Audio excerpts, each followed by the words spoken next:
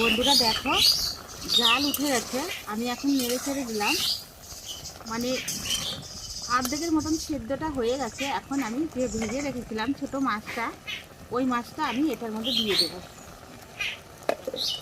দিলাম। এখন আমি হালকা করে নেড়ে ছেড়ে দেবো, কেননা মাছটাও তো একটু হবে, যতই ভাজা থাক তাও তো একটু হবে না, ওই জন্য দিয়ে দিলাম।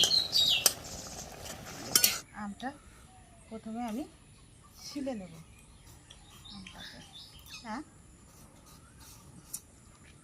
এই দেখো, আমটাকে আমি সুন্দর করে ছুলে নিলাম। এখন এটাকে আমি কাটবো। এই আমটা আমি লম্বা লম্বা করে, এই দেখো এইভাবে কাটবো, বাটিতে রাখবো, জলটা ঝরে ঝরে রাখবো, কেননা জল থাকলে তো হবে না। ওই জন্য দেখে নাও যে আমি পরিমাণ মতন হলুদের গুঁড়ো দিয়ে দিচ্ছি, এখন আমি পরিমাণ মতন নুন দিয়ে দিচ্ছি। দেখো দিয়ে দিলাম। আমি এখন এটাকে মাখানো হয়ে গেল। আমি এখন কড়ার মধ্যে সরষের তেল দিয়ে দেব পরিমাণ মতন। এটা দিয়ে দিচ্ছি, দেখো দিয়ে দিলাম, সরষেটা দিয়ে দেবো। এখন আমি আমটা দিয়ে দেবো।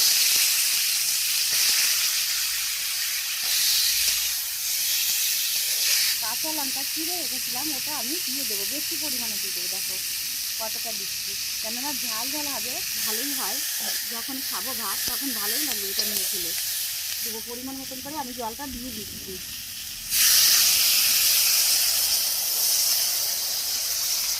বেশিও দিলাম না, কমও দিলাম। দেখো আমার মনেও হচ্ছে যে একটু হলুদ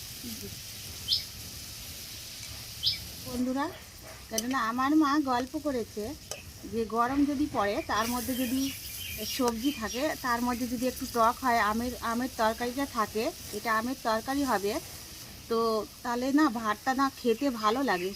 তার জন্য আমিও ওই জন্য এরকম করে করছি, হয়নি আর একটু হবে।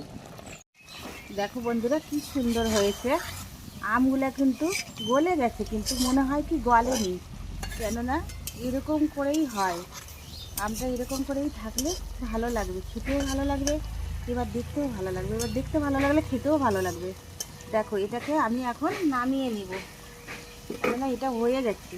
এটাকে আমি এখন নামিয়ে নিচ্ছি, কেননা এরকম এরকম করে করলে নিচে থাকবে না কিছু, দেখো।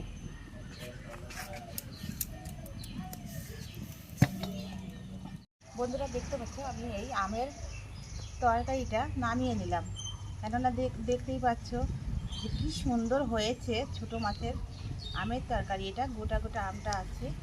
আমি তো এইভাবে করলাম, কেননা গরম তো, তার জন্য এইভাবে করলাম।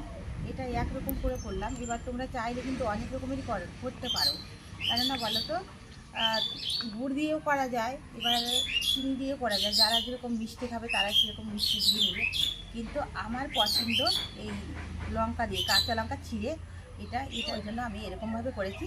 তোমাদের যদি ভালো লাগে তো আমার মতন করে খেয়ে দেখবে বাড়িতে, তোমাদেরও খুব স্বাদ লাগবে। কেননা আমার যদি ভালো লাগে, তোমাদেরও ভালো লাগবে। তোমরা অবশ্যই জানাবে আমাকে তোমাদের কেমন লেগেছে।